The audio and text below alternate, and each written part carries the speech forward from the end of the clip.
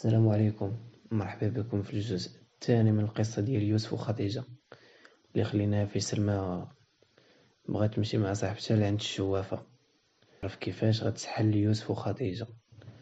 المهم سلمى وصاحبتها مشاو عند الشوافة، وصلوا حدا الدار، دقوا حلات ليهم واحد البنت، دخلوا شدوا النوبة حتى جات نوبتهم. دخلوا عندها قالت لهم جلسوا مرحبا بكم. ملي جلسوا قالت لهم شنو بغيتو؟ قالت لي يا صاحبة سلمى جينا عندك حيت صاحبتي بغات تسحل ولد خالها والخطيبة ديالو. الشوافة شافت في سلمى وقالت ليها مرحبا ولكن الثمن راه طالع شوية.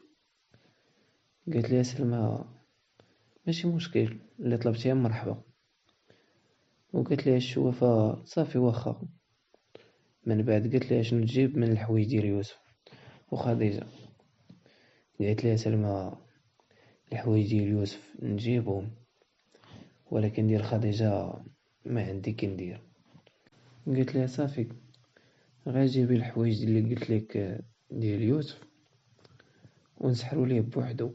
اما البنت فاش تشوف الحاله اللي غادي يولي فيها غتبعد منك وغتبعد منه ومن ساحتكم وما غاديش تبقى من برصطاك.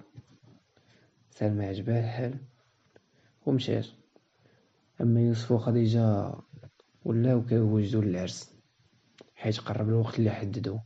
حتى لواحد النهار فاش سلمى مشات تفطر عند خالتها، ولكن الغرض ديالها ماشي هو تشوف خالتها ولا تفطر معاهم، لا كان الغرض ديالها هو تدخل البيت ديال يوسف وتاخد دوك الحوايج اللي قالت ليها الشوافة.